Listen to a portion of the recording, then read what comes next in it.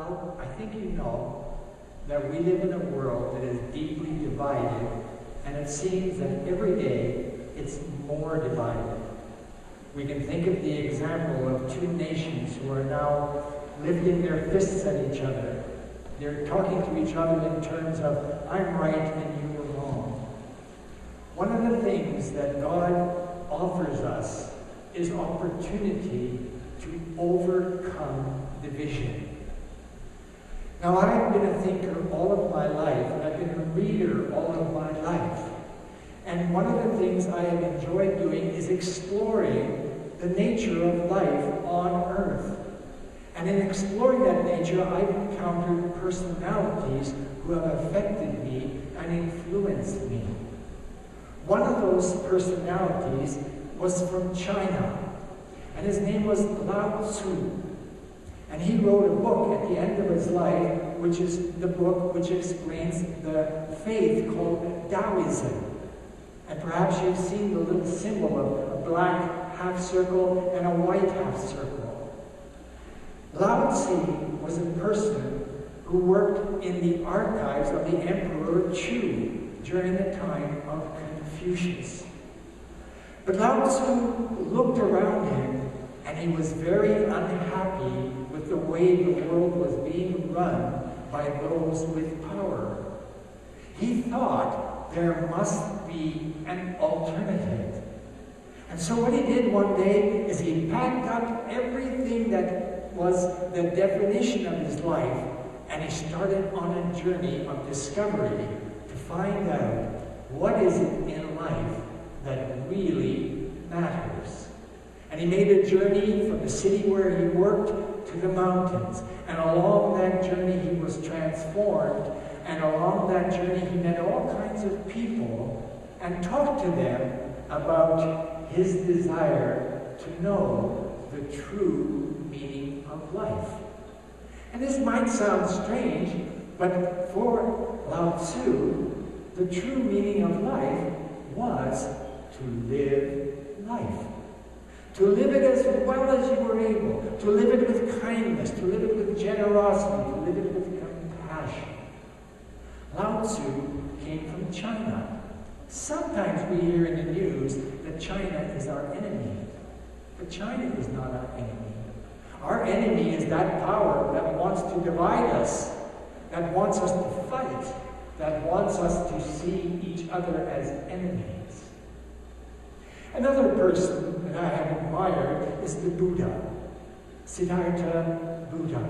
He was born into a very, very wealthy family. He had every privilege, and his dad, who was the king, wanted very much to protect Siddhartha from the nastiness of the world. So he kept him inside the city gates. But of course, a child, a young man who is confined, gets curious about what's on the other side of the wall. And one day, the Buddha, Siddhartha, got on his horse with his companion, and they rode up the city gates just for a look around. And one of the things that Siddhartha saw puzzled him deeply. He saw poor people laying in the streets, poor people suffering, poor people not knowing what the future held for them. And he realized that compassion was needed in the land. And so what he decided to do was give up everything that he had and start a journey of discovery. And along that journey, he met all kinds of people who gave him insight, who gave him wisdom, who gave him encouragement. But the truth came to him one day when he was sitting under a tree called the Bodhi tree. And under that tree, he decided that he would stay until he realized what the meaning of life was.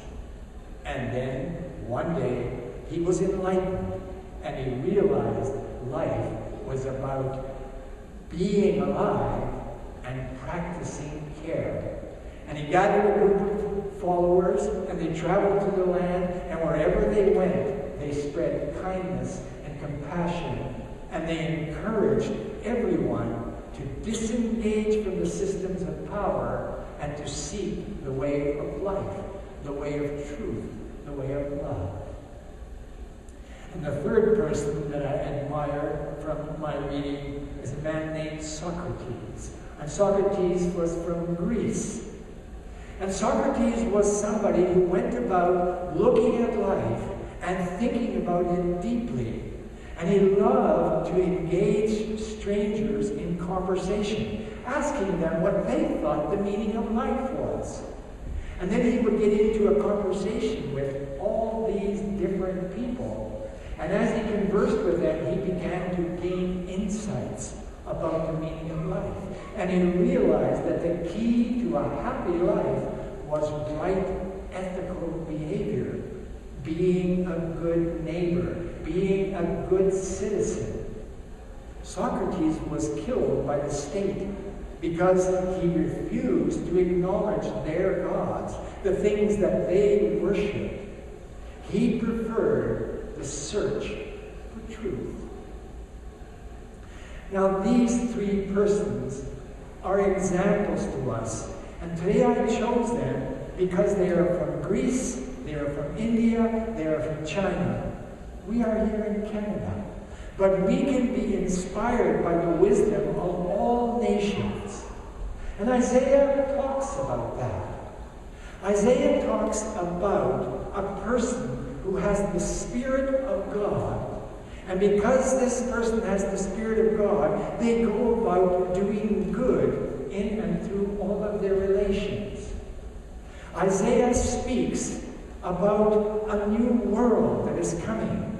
And this new world that is coming comes through the efforts of this person who serves humanity and who serves the planet. That is to say, Isaiah speaks about a person who wants to give their life for the good of all life. Isaiah speaks about being a servant.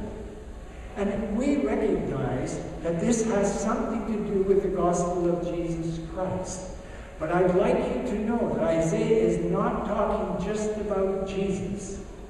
Isaiah is talking about every person anywhere who gives their life to serve humanity. That is to say, Isaiah precludes, or he anticipates the saying of Jesus, I am among you as one who serves. And then in the Acts text, we have a basic outline of the life of Jesus. And it begins by saying that any person in any place who does right is acceptable to God. It does not say anybody who believes in my religion is going to be okay with God. Anybody who disagrees with my religion is not going to be okay with God.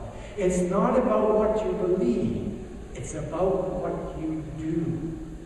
And then Jesus in Acts talks about his life.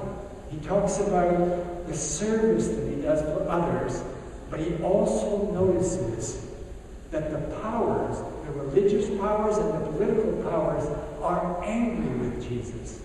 And that's because Jesus is offering a new way of being in the world, a way that is not competitive, but cooperative. That we as nations work together to make the planet healthy so that all children everywhere can be happy and healthy. Isaiah, Acts talk about being a servant. And then we come to the gospel. And the gospel speaks about Jesus. And Jesus is just about to begin his life of service to humanity. He's about to begin his life of liberation, setting people free from the things that have them in chains. And we notice that John the Baptist greets Jesus and doesn't feel adequate to baptize him. He feels that Jesus is high above him. But Jesus says, no, this is the way it has to be. I'm a person like you. Baptize me. And in the act of baptism, Jesus is basically saying goodbye to everything in my past. Not the good things that I remember, but the patterns, the habits, the dedication, the submission to power. Jesus chooses to live a new life. Jesus is our example. And we, most of us in the church, have been baptized, but we haven't recognized that baptism is not a ceremonial event. Baptism is the expression of a decision, and that's the decision to walk in the way of God. And walking in the way of God means walking away from the way of the world. In some sense, it's an exodus, a liberation, a setting free. And Jesus calls us to live a material life, of course, but not to put our focus on our material life, but to put our focus on our spiritual life, our inward life, our deep life, our everlasting life. So I am going to encourage you to think of yourself not as someone who deserves everything the world has to offer, but to think of yourself as somebody like Lao Tzu, somebody like Socrates, somebody like Buddha, somebody like Jesus, somebody who has life to serve the hope for the future, to serve justice, to serve peace on earth as it is in heaven. I trust that every day one new person is making this decision, and bit by bit a spiritual cloud is forming, and soon we're going to see blessings all over the earth where people say, we no longer care about those who are in power. We now care about the children of the earth. Not just our children, but children everywhere. We want them to grow up healthy and happy. And I suspect we here want that too.